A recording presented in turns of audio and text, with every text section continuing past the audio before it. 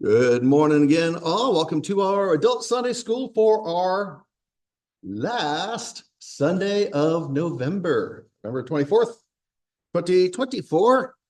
We are going through the Bible timeline and are spending quite a bit of time in the year 1446 BC, which is appropriate because there's a lot of stuff happening there. In fact, we'll be picking up this morning in Exodus chapter 17. Dealing with them pesky Amalekites and going on from there. So middle of Bronze Age 2 will be getting into B here as we see China's being led by Emperor Ren of the Shang Dynasty. Let's see, get going here, share that screen and do that. And there we go. Egypt is under the administration of Pharaoh Dudimos II of the 13th dynasty in their second intermediate period. Pharaoh Dudimos, Pharaoh of the Exodus, in the Red Sea, the Exodus Sea crossing, Ya-Ammu, Gulf of Aqaba. And so his administration is left behind in the aftermath. Babylon's being led by Amiditana, Hammurabi's great-grandson. In the line of Christ through the tribe of Judah, we have Aminadab, I'm putting about 98 years old, and his son Nahshon, I'm guessing about 39 years old. He's the 28th generation of Adam, and he will be the leader of the tribe of Judah as they set out from here. So getting our route itinerary, courtesy of Dr. Glenn Fritz in his book, The Exodus Mysteries, Midian, Sinai, and Jabal al-Lawz. So Dr. Fritz has us, let's see where we left off, right about, let's do this. So before we get to that, we turn this around, just give a quick recap. And we'll zoom in here. Yeah, thank you very much. Okay, so there we go, there's a good view. So here's the sea crossing. So coming along here, the Bible tells us that, and we'll follow along on the map here, the Bible tells us they reached Mara by day 3, and then from there they went on to Elim, which would be the equivalent of modern Al-Bad. Some folks, according to numbers, went back over to the Yam Suf here to the Exodus Sea crossing, and of course they were able to plunder the dead, I keep wanting to say Roman, the dead Egyptian soldiers here, and those weapons will come in handy. Come back to Elim, and then from Elim, we're next told that they enter this wilderness of wilderness of Sin, this area here, Sin meaning east, as in east of the sea they crossed. Here's the wilderness of Sin. Come back through Midian. The Bible next mentions in Numbers, Dafka and Alush, which we see there. And coming out on this side, they're in this area, which is Rephidim, and they're aiming in this way towards this area, which is the wilderness of Sinai. And so here in Rephidim, and this whole area is Horeb. Horeb is the area, not the mountain. It's Mount Sinai in the area of Horeb. We'll talk more about that. And there's the rock at Horeb that we've been looking at for the last little bit here. So let's pick up in Exodus 17, verse 8. Exodus 17, 8. Then Amalek came and fought against Israel at Rephidim.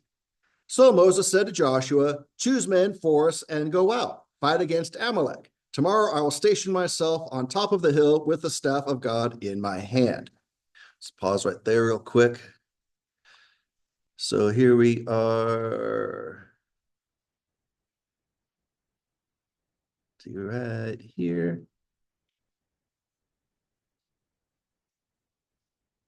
Zoom in a little bit. So here they're coming back around. There's the rock in Horeb. So they're coming into this area here of Rephidim. So we've got Rephidim again down here, and the wilderness of Sinai there, Horeb here. So here they are. So it's in this area of Rephidim that they're attacked by the Amalekites.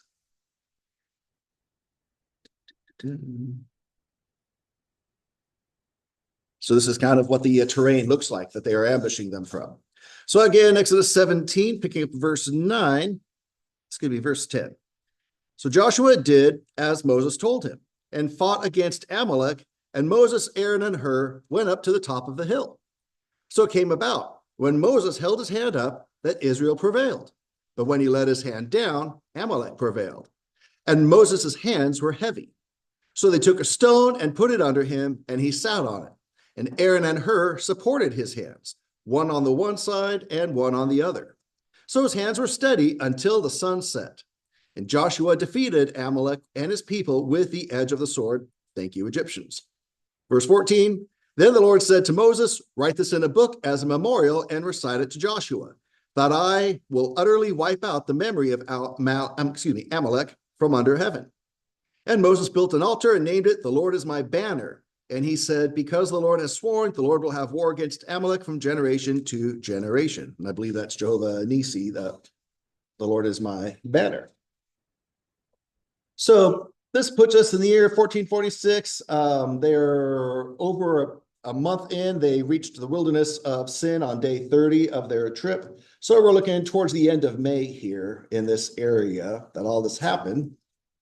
So we've looked at some thoughts on the area where this is happening, but now going to borrow from Egyptologist David Roll on some basically what the Israelites are finding themselves walking into that was going on while they were otherwise occupied with this whole Exodus thing. So here are the thoughts from David Roll on this.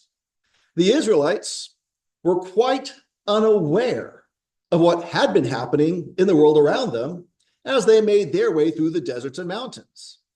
It's been over a month now, so their month-long isolation was about to come to an end in dramatic circumstances. Amalekite tribesmen from the southern Negev and northern Arabia. So let's take a quick look here. What does that mean? Do another quick zoom out. So this whole big landmass here is Saudi Arabia. This up here is the Sinai Peninsula, and of course, Egypt right there. So this is, and here's what will be the land of Israel, currently land of Canaan. And so the Negev is the southern area of Israel. So the Amalekites are coming from this section of land here, from the Negev of Israel, that southern area here, and northern Arabia. So this is where they're coming from, which makes sense because there they are in this area here in Rephidim. So let's go back to... There we are. Yeah. So these Amalekite tribesmen from that southern Negev and from the northern Arabia area, they've been moving in their thousands, leading in the opposite direction of the Israelites. These nomadic hordes were on their way to the Nile Valley. Everything that the Israelites were leaving behind, these folks are going over to. Why? We'll talk more about that as we go. They were, on the one hand, they themselves were refugees from famine and disaster, but they weren't simply looking for a land of refuge. They were set upon the conquest of Egypt's riches, knowing full well the land of the pharaohs had been brought to its knees by the disastrous plagues. News of the military catastrophe at the sea had reached far and wide, as the Bible tells us it does. The northeastern delta border of Egypt is now wide open and undefended. What was left of the decimated Egyptian army was incapable of protecting its homeland.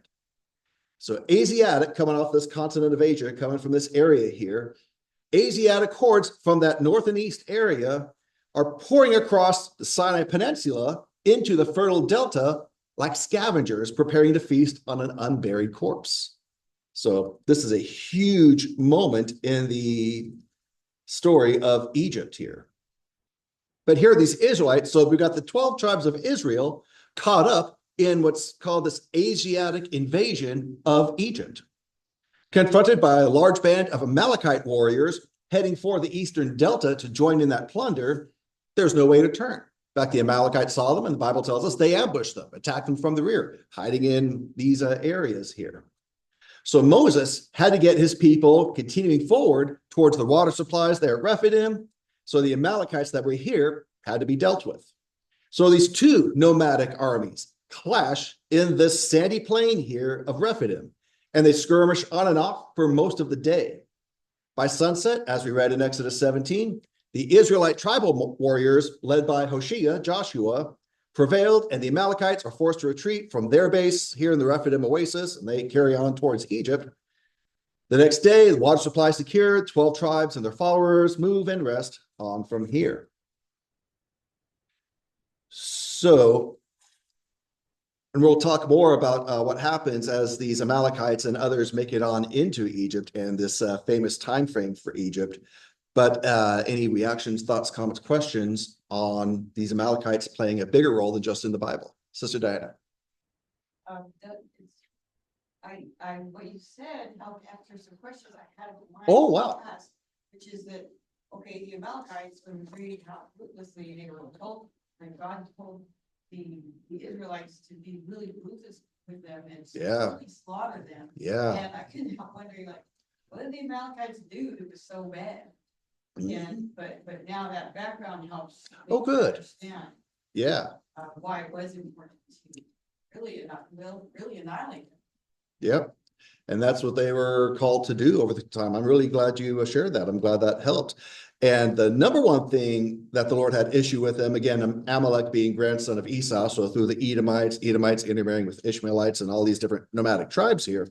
The real issue is what they did to Israel. Remember, Moses in Deuteronomy refers back to this. Remember what the Amalekites did to you. It's even mentioned in 1 Samuel when Samuel was supposed to take out King Agag and the Amalekites. He said, remember what was done. So the Lord doesn't take kindly to folks messing with his folks. And so the character and nature of these folks we'll see as they make their way into Egypt, which gives us a better understanding of who and what these guys were and what they were like and why they did to Israel what they did and why the Lord had such a problem with them. So I'm glad that helped. Good. Anything from anyone else on that? Amalekites. Good to go. So we'll come back to the Amalekites. We're going to continue on with our Israelites. Again, we're talking about 2.5 million folks here. Men, women, children, flocks and herds, wheeled vehicles and all that stuff. So here in red is the route they're taking. Again, there's the rock in Horeb, and here's the water retention area here. So they're making their way up towards the wilderness of Sinai, and they're going to be making this turn here. So they're coming up from Rephidim on into that area here, that turning point, which is at a wadi being a valley that often has a stream in it. The wadi are right. So this distance here is about 47 miles from the entrance to Rephidim to this turning point here. They've now gone 204 miles since the sea crossing. So they're gone about 10 miles a day. So let's look to that map thing again. I wish this thing, when I popped it open, it wouldn't go back to the top. It would just pick up where I left off. But, you know, that'd be too easy. So here we go. So again, here they are making the turn, coming up here. There's the rock. So we're talking about this trek now, this 47 miles to the Wadi Ar-Rayet, making this turn towards the wilderness of Sinai. So now back to Dr. Glenn Fritz. Both Rephidim and the wilderness of Sinai were housed within the region of Horeb.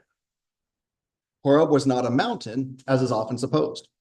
The Horeb region seems to have been the same as the western Hisma plateau here, this flat area here. The Hisma climate and the wording of Horeb are both associated with being arid. So that all fits. So again, the distance between this turn at the Karida Pass here, over here to the Wadi Ar-Rayet, about 47 miles. It takes you downhill about 475 feet. Geologically, the rugged terrain between the mountain range, the Jabal al-Lawz range here, and this area here, this travel route here, this Butana corridor here, travel along, we see it's a completely different district geologically. And the Bible makes the distinction between Rephidim and the wilderness of Sinai. Rephidim, as we see, reddish sandstone plain. Wilderness of Sinai, mostly igneous rock. That's just a fun word, igneous. Igneous rock composed of volcanic basalt and granite. The color differences between these areas are readily evident in satellite images like this one here. Events are described as occurring on Sinai because it was a mountain. Events are described as occurring in Horeb because it was a region. So that makes sense. So that brings us to something that is a popular thought about this time frame that actually, unfortunately, the math just simply doesn't work. And I'm one of those guys who say, hey, ideas sound great, but does the math work? What I'm talking about is Pentecost. Pentecost, other than Acts chapter 2, was an Old Testament law of Moses feast of the weeks, 50th day after Passover. So the thought that is out there is that Moses gave the law on Pentecost, 50th day after Passover. The problem is, by the 50th day, they're not there yet. And the Bible tells us that's actually on the 60th day that they enter into this area. So there's another thought here too, or pointing out, so this 50-day tradition. So day 50 would be fifth day of their third month, would be June 11th of our time. Pentecost is always on a Sunday for us. So to push that out to Sunday, it'd be day 53 actually. So this 50-day tradition about the law of Moses being given 50 days after Passover is based on Shavuot, Pentecost, Feast of Weeks, called Pentecost in Greek. It's the spring harvest festival that's celebrated 50 days after Passover. It was instituted in Exodus 34 and Leviticus 23, which of course, we're not there yet. We're still in Exodus 17. This holy day, Pentecost, was based on the agricultural reality in ancient Israel in their land. Passover marking the beginning of the barley harvest, and Pentecost marking the beginning of the wheat harvest.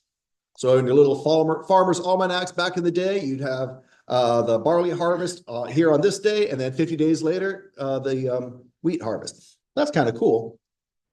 The biblical timing of Pentecost, 50 days after Passover, is not what's being disputed here, again, referencing Dr. Fritz. What is disputable is the late rabbinic tradition that Pentecost also commemorated the giving of the law. So where did this tradition come from? So let's fast forward to out of BC and into AD for a moment here. In the 2nd century AD, so the 1st century AD is when you got year 1 to year 100. 2nd century is in the 100s up to the year 200. So in the 100s AD, 2nd century, the development of rabbinic Judaism occurred after the AD 70 destruction of the Jewish temple in Jerusalem, which caused the rabbis to face the reality of a Judaism without sacrificial worship, because there's no temple to offer the sacrifices in after Rome destroyed it in 70. So this situation catalyzed an emphasis on the oral traditions of the Torah, which were recorded in the Mishnah about the year 200. So the Mishnah is the oral teachings about the Torah. The Torah is the law, first books of Moses there. So as recorded in the Mishnah around the year 200, and then afterwards expanded in what's called the Gemara.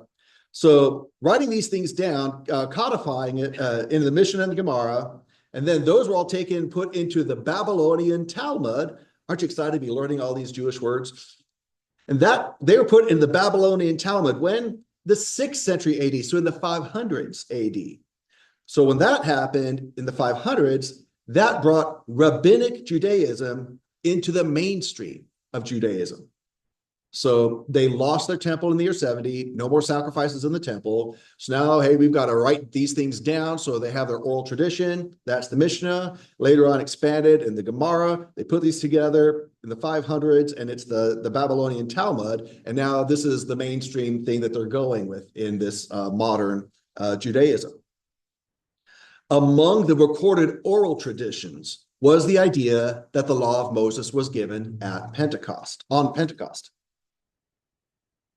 The Jewish Encyclopedia, there is such a thing, it's pretty cool actually.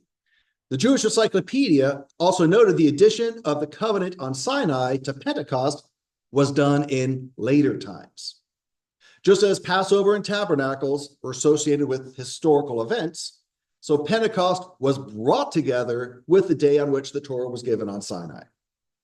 But historically, neither historians like Philo or Josephus, Jewish historians, none of them make mention of the giving of the law on that day. None of them say it was the 50th day. So why does the math not work? Since the wilderness of sin, over to the side, was reached on 30 days after Egypt, per Exodus 16, verse 1, the rabbinic tradition would only leave 15 days to reach the wilderness of Sinai and then make it up to the mountain for the giving of the law. There'll actually be less than 15 days available because there were 3 encampments along the way. Here we've got Dafka and Asher and Allur and these areas here. So we have 3 named encampments between the wilderness of Sin and Sinai. We have 1 day of battle with the Amalekites. So you've got a maximum of 11 travel days for this 157-mile journey from wilderness of Sin over here. So that would go on 14 miles a day, which is possibly doable, but decreasing the period below the 11 days just makes it an unrealistic travel pace. So for example, if they were to, let me see, yeah, I won't worry about that part. So long story short, sounds great, but the math doesn't work. And so especially since the Bible says they're not there until day 60, and we'll talk about that more as we go. So thoughts, comments, questions on Pentecost, which of course the feast has not been established yet. That's later when we have the law of Moses. But the idea that Pentecost happened here on this day when there's just not time for it just yet. All good? All righty. Switching gears back to David Roll and our, I was about to say friends, but not quite, over in Egypt. So they're making their way. The Israelites are up to this turn here, the Wadi Ar-Raed. So before we get to David Roll, just a little sightseeing here. So here's the turn they're making going there. There's something here called the Ship Rock. Well, I had to see what that was about. So here's the Ship Rock. It looks like a ship, hence the name. Yeah, kind of. Look at that. There's perspective, someone standing in front of it. There's a zoom out. Yeah. Bow on the stern there. A little closer. So there's this interesting landmark called that's referred to as the Ship Rock, and we can see Rai. There was also something just past it. Municipal Department of Tourism. Well, what are tourists coming to see over here? That thing. That's a SUV right there underneath it. Yeah. Isn't erosion a funny thing? Yeah. No. Yep, there's SUV underneath it. Yeah, right. How's your insurance? Yeah, a little top heavy there.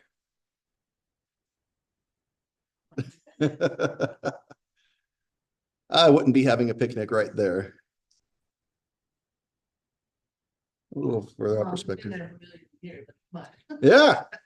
Well, nothing's been there for millions of years. And there he is driving away. So there you have it. So if you happen to be retracing the route of the Israelites, you might want to take a side trek and check that out. Fun stuff. So let's see. Pause you for the moment. So meanwhile, back in Egypt. So the Amalekites come up after their battle in Exodus 17. They come up here, join with other folks from the Negev. Folks are coming across Sinai into Egypt to plunder the pathetic remains of the 13th dynasty here. One of the things worth noting is that I made reference to this before. In Egypt's whole history, there's only one period of collapse and devastation like this, and this is it. And it makes sense that it fits when we look to David Roll's new chronology. The timing of this lines up perfectly with the Exodus. Since we know what the Bible says about the Exodus and its impact on Egypt, clearly Egypt's devastated by the Exodus, and clearly we see in secular history this period of devastation in Egypt. It lines up perfectly. Go figure. So here's David Roll's take on this as these folks are coming in. The Amalekites are joining up with others. So this disaster, long remembered by the people of the Nile, was painfully recalled in the writings of the Egyptian priest Manetho, as he was quoted by the Jewish historian Josephus. So here's the quote from Josephus, quoting Manetho, an Egyptian priest, Egyptian perspective on this. Here's what he says. Dudimos, Pharaoh Dudimos, in his reign, for what cause I know not, a blast of God, like the plagues. And notice God is singular here, which is interesting for an Egyptian. Blast of God smote us, the Egyptians, and unexpectedly from the regions of the east, which would be Arabia and the Negev here. Invaders of obscure race, these would be the biblical Amalekites, marched in confidence of victory against our land. By main force, they easily seized it without striking a blow. David Roll adds, because the army had already been annihilated in the sea.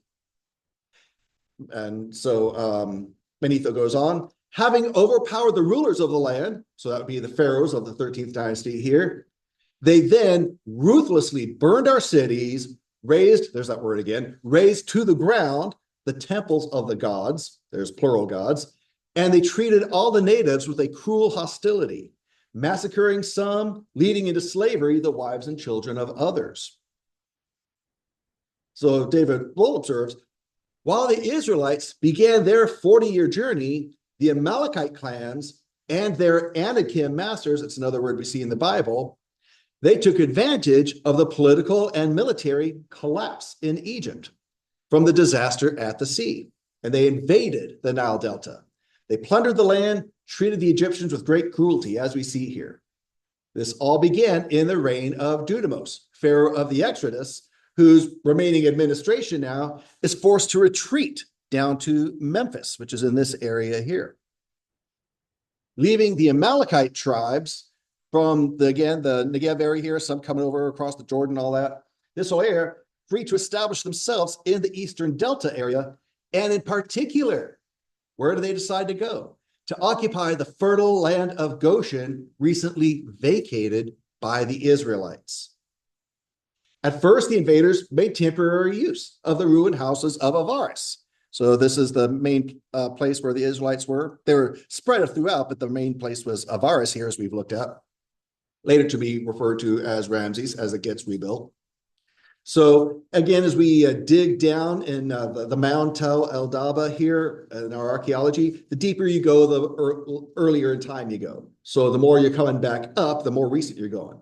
So the Israelites were in layer or stratum G. So here come these Amalekites and everyone coming in, and they're making use of these houses here remaining, constructing bivouacs against the mud brick walls that are still standing. But eventually the town gets rebuilt, and that's stratum F on top of that. And a large sacred precinct is founded at the heart of what was the Israelite district. And it has several temples and shrines. So in this archaeological excavation here at this mound, Tel Daba, this stratum F marks the reoccupation of Avaris by a new wave of these Asiatics, people very different from those who had departed at stratum G, the Israelites. So we see there's a difference here as we examine. These new folks, their pottery represents the approximate beginning of a new archaeological subphase. So now we're in Middle Bronze to B, from A to B. This is a development from, just recognizably different from, the previous Middle Bronze to A, ceramic culture. A lot of their dating is by pottery and what the styles were of the different times and regions. So that's how they're able to date things.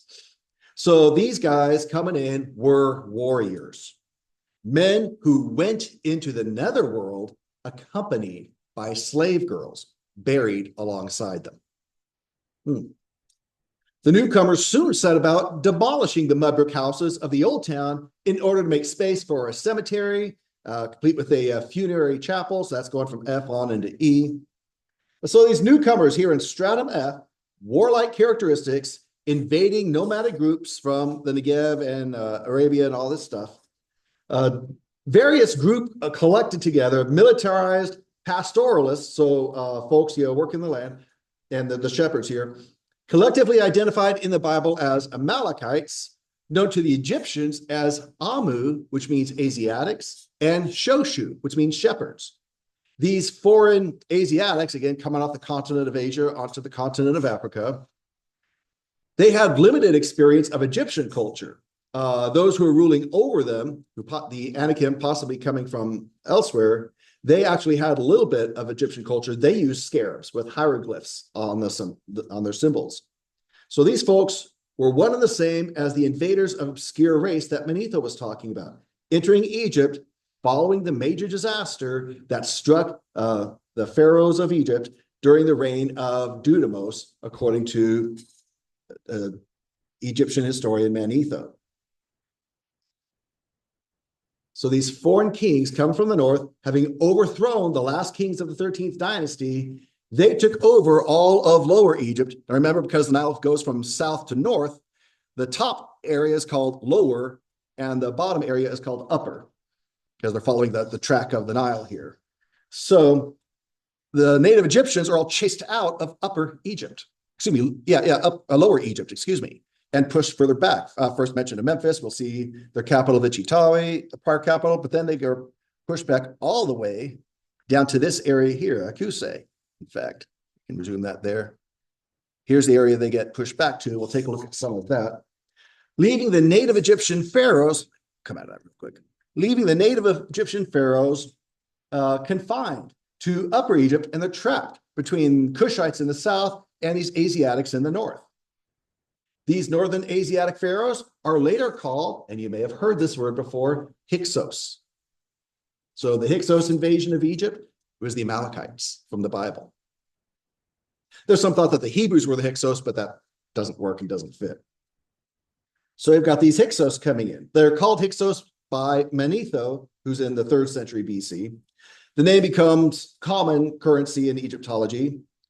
And so the second part of the second intermediate period is referred to as the Hyksos age, now that they're in there. So let's take a look here.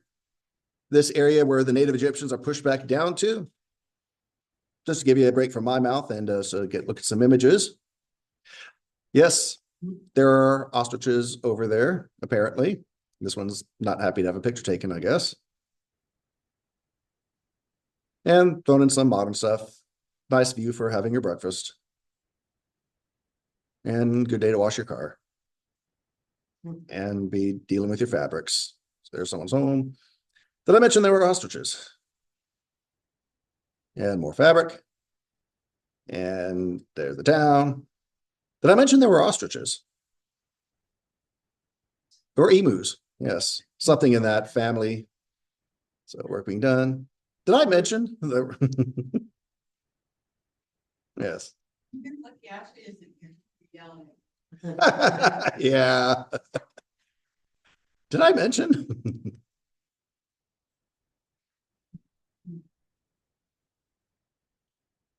And Jade. That's right. So that's where the natives of the 13th dynasty are squeezed down to. They got Cush on the south, and now these Hyksos in the north. So they're stuck in between. Not a fun time for them. So mentioned another Bible name, and the Anakim. Let's go ahead and do a quick zoom out here. The Anakim, coming from this area, Anatolia, over here, which is Turkey and Greece. They came over here when Middle Bronze 1 became Middle Bronze 2, after the place had been devastated with fire and earthquake. So they took advantage and moved in, kind of similar to the Hyksos taking advantage and moving in. So these Anakim, Anatolian outsiders come in, and they're ruling over the locals in Canaan. And while they're doing that, in those early days, we've got the Hittites up in this area as well. The cousins of the Anakim. So they've established themselves. That was Middle Bronze 2A. And so these are now the ruling elites over these Canaanite places. And we see evidence of their technology they brought. A glacis rampart, basically a slope. In order to get to the place, you got to climb up a slope, but they made it slick. And so it's hard to climb up. And so Jericho had this, which was nice because when the wall fell on top of that, so they could just walk on the wall and not slip on the slope there. Yeah, it's like God knew what he was doing. Yeah, just a little bit. And so they've got these slopes, these glassy ramparts, defense systems. So that shows that at this time frame, they're dealing with chariots, battering rams, and composite bows in use at this time. So the arrival of these Anakim completely changed the political and military landscape here in Canaan. But interestingly enough, they were illiterate. And so they left us no tablets to talk about their achievements. The Hittites, who came from Kushara, moved over to Kanesh. That's around this same time frame, contemporaries of these Anakim. So these Anakim here from the north, coming down into here, almost certainly came to Canaan with a language, but without a developed script, something that was only developed in the two major areas of civilization in the Middle East. That would be Egypt and Mesopotamia, thanks to Nimrod, as we saw many moons ago. So over in Mesopotamia, you've got tablets with the cuneiform taking that little wedge thing and and then, of course, in Egypt, we have scarab seals and hieroglyphs. So it's really not surprising that they didn't have written language themselves, these Anakim. These folks coming over, also referred to loosely as Indo-Europeans, they were skilled in warfare. Writing wasn't their thing. What they did bring was bull leaping, as we looked at in classes past, and grappling. This ritualized sport almost certainly originated in this region here, southern Anatolia and northern Syria. We have records of it during this Hyksos period up here in Syria, areas like Alaka, which is probably the summer residence of their king Yamkad, who had a capital over at Aleppo. So here we find these Indo-Europeans, also Hurrians, living alongside local Amorites, these different names you hear in the Bible. So just to the north of Aleppo, as we start aiming a little more in this area here, across the Euphrates River, we have a region that the Egyptians call Naharim. That becomes the heartland of this Aryan kingdom of Mitanni. And Mitanni is going to be a big enemy of Egypt for the next century. So winding down with these Hyksos here, these Amalekites coming in, as David Roll says, it's hardly surprising that these Hyksos hordes were able to overcome the Egyptian state without striking a blow. They come in and then they start striking a lot of blows. The mobile defense force had recently been annihilated during the pursuit of those absconding slaves at the sea, those pesky Israelites. So we've got some authors about this time writing about Arabia, and they mention a consistent tradition when the Amalekites reached Syria and Egypt and took possession of these lands. And the tyrants of Syria and the pharaohs of Egypt were of their origin. So we've got outsiders talking, people outside the Bible, historians mentioning Amalekites. Authors like, I'm sure you've heard of these folks, El Samhudi, Masudi, and Abu al-Faida. They're all on our shelves, right? Samhudi was writing in the 800s, Masudi in the 8 to 900s, and al-Faida in the 12 to 1300s. But all these guys identify the occupiers of Egypt with Amalekite tribesmen who came from Arabia, on the east side of Egypt. Masudi tells us the arrival of these Amalekites in the Nile bore all the hallmarks of a brutal invasion. This is Sister Diana's point about the character of these people. Here's a quote from him. The Amalekites invaded Egypt, the frontier of which they had already crossed, and started to ravage the country, to smash the objects of art, to ruin the monuments. One of the things you do when you take over is you destroy the historical references of the folks you're taking over. The Amalekite invaders of Arabian tradition became pharaohs of Egypt in the north here. These early Hyksos are the king shepherds referred to by the Egyptians. And so we will actually pause right there for today. That's a good stopping point. And pick up with some closing thoughts on these Hyksos, and then we'll get back to the Israelites making their way to the wilderness of Sinai. But any other thoughts, reactions, comments, questions on this so far? I'm not very, this might be stepping ahead though. No worries. The placement of time, okay, so we have Egypt is left defenseless. Yep. The Amalekites come to invade them. Yep. But I'm not sure when did the Israelites fight them, and were they the same Amalekites?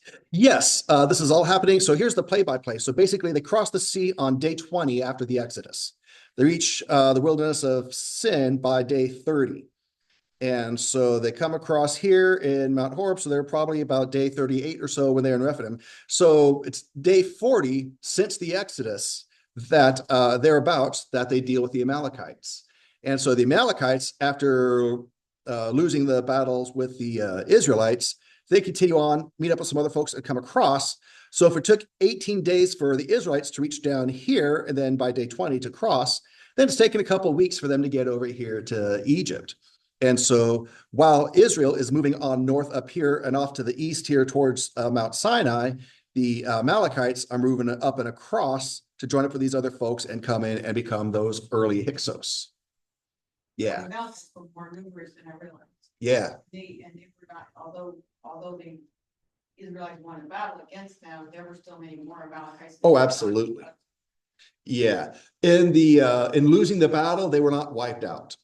And we see in the Bible clear evidence of that when Agag was an Amalekite that Saul didn't deal with like he was supposed to, when Haman was an Amalekite in the book of Esther. And so, yeah. So just as keep in mind, for the Amalekites to launch an attack on the Israelites, as we mentioned, 2.5 million people, like 600,000 men. And that's why they kind of launched surprise attacks from their rear guard, kind of picking at them, the stragglers and stuff, because Israel was so immense, these 12 tribes now, bless you. And so, but the Amalekites were no joke either. And they were pretty rough, tumble guys, as they're seen in their character and nature as they come over into Egypt. So yeah, it's not long. And that's why I pushed back the replacement of Dudamos with the next Pharaoh, because it's really not until after the Amalekites have enough time after losing to Israel to come across here. If it took Israel 18 days to get there, probably take a couple of weeks for the Amalekites to get back here and then push out the native Egyptians and push them down south and get their own pharaohs established here. So yes, that's kind of the time play out there. So good stuff. We'll go ahead and stop our screen share for now and stop our recording. Get ready to go before the Lord in song.